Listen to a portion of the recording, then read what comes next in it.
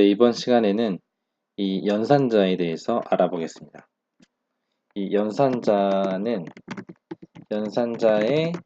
종류는 우리가 살펴볼 것은 세 가지가 있습니다.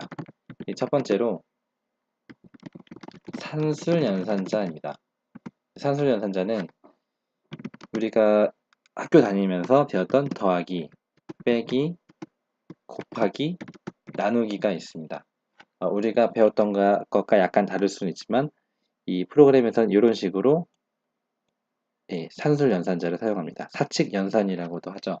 그래서 이 산술 연산자를 사용하는 경우는 우리가 앞서 배웠던 int라고 하는 혹은 뭐 long 이런 숫자형 데이터 타입에서 적용이 된다고 할 수가 있겠습니다.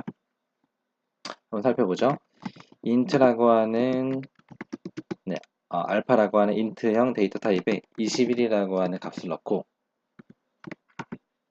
베타라고 하는 값에 3이라고 하는 값을 넣어 보겠습니다.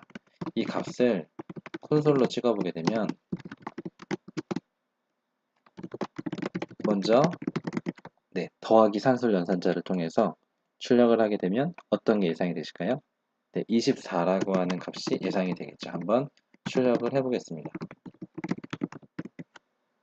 F5 버튼을 눌러서 출력을 해보면 이런 식으로 24라고 하는 값이 출력이 되죠. 그리고 이번에는 console.writeLine을 통해서 알파에서 베타를 빼보도록 하겠습니다. 이러면 18이라고 하는 값이 예상이 되죠. 그리고 곱하기와 나누기도 한번 해보겠습니다. 곱하기 같은 경우에는 63이 되고 나누기는 21이 될 걸로 예상이 되는데 한번 출력을 해보겠습니다.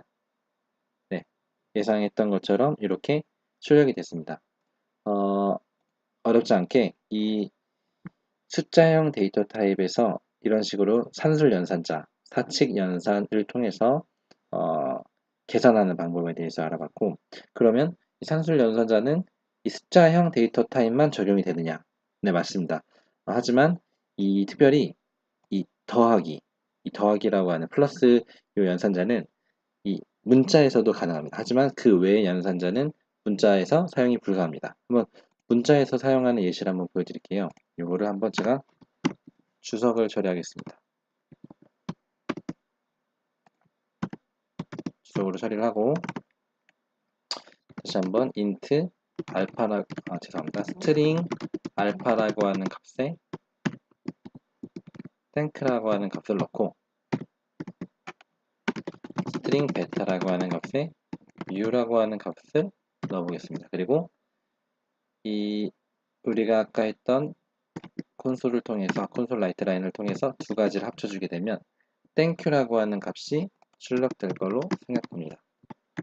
근데 출력이 될 때 이런 식으로 출력이 되기 때문에 한번 띄어쓰기를 해줘야겠죠. 그래서 이런 식으로 하게 되면은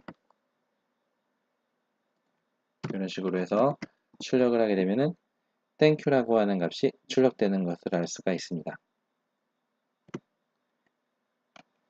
그리고 다음으로 산술연산자 다음으로 이 증감연산자에 대해서 알아보겠습니다. 이거는 다시 주석 처리를 제가 하고요.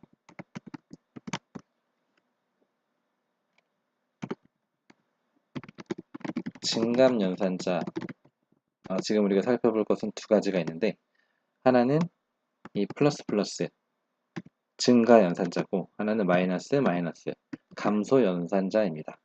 먼저 증가 연산자부터 알아보면 이번에도 인트형 데이터 타입의 알파라고 하는 변수를 만듭니다.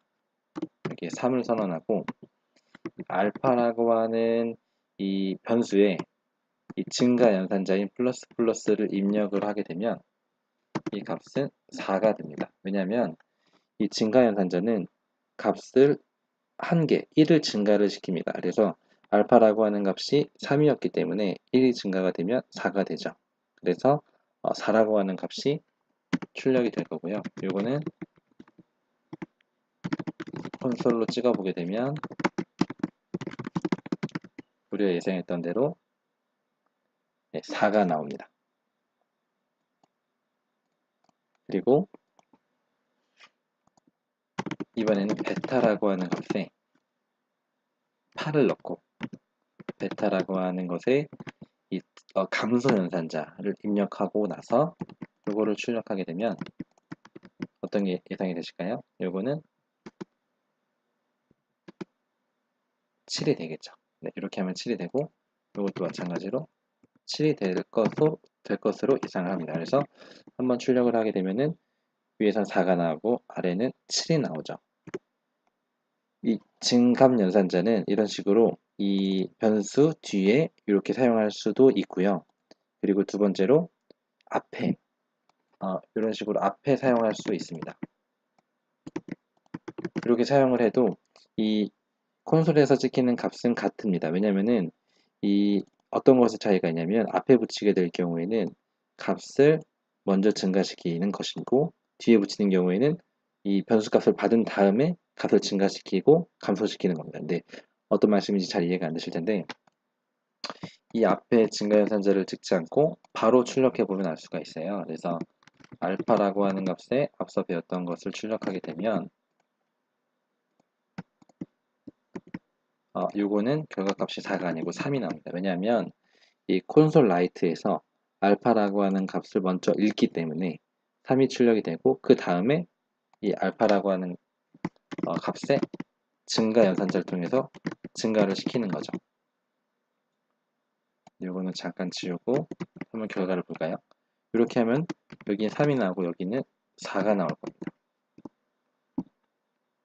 네, 이런 식으로 결과값을 확인할 수가 있고 반대로 이 플러스 플러스 증가 연산자를 앞쪽에 넣게 되면 이번에는 이 위에는 내용이 4가 출력되고 아래도 마찬가지로 4가 출력이 될 겁니다. 왜냐하면 아까 말씀드린 대로 먼저 증가 연산자를 통해서 알파 값을 증가시키기 때문에 이 증가된 알파 값을 볼 수가 있는 거죠. 네, 이렇게 되고 이것은 감소 연산자인 마이너스도 마찬가지입니다. 네, 마지막으로 살펴볼 연산자는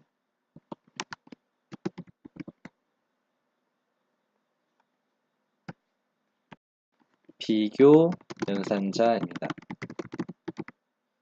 비교 연산자는 우리가 6가지를 살펴볼 건데 우리가 전에 수학 시간에 배웠던 부등호라고 하나요? 네, 이렇게 왼쪽이 오른쪽보다 작다. 그리고 크다. 작거나 같다. 크거나 같다. 그리고 같다. 같지 않다. 이렇게 표현할 수가 있습니다. 한번 예제를 살펴보면 이 앞의 내용은 주석 처리를 하겠습니다.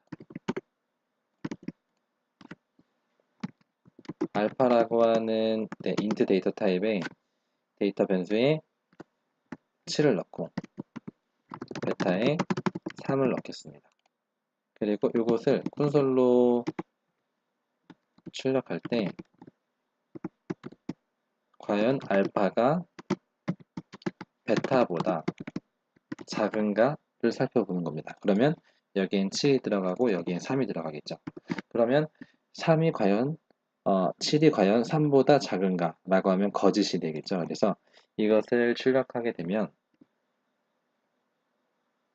false 거짓이라고 하는 이 불 데이터 타입이 출력이 됩니다.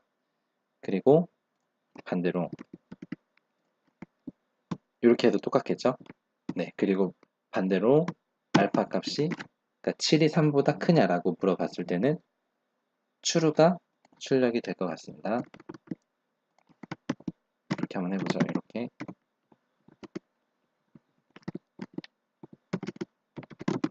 false가 나오고요. 여기에는 true가 리턴 될 걸로 예상이 되죠.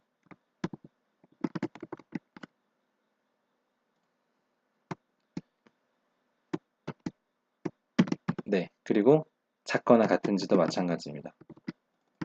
값은 동일할 걸로 예상이 됩니다. 한번 이걸 살펴보면은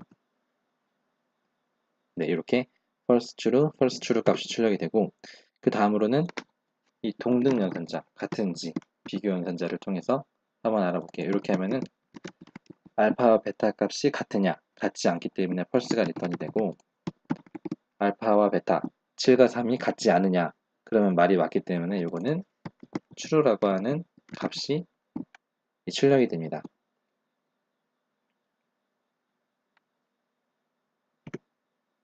네, 이걸 통해서 비교 연산자는 항상 불 형태의 데이터 타입을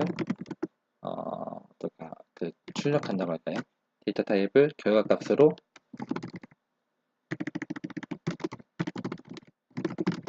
결과값이 된다고 할 수가 있겠습니다. 그래서 오늘은 이 산술 연산자, 그리고 증감 연산자, 비교 연산자 이렇게 세 가지에 대해서 알아봤습니다.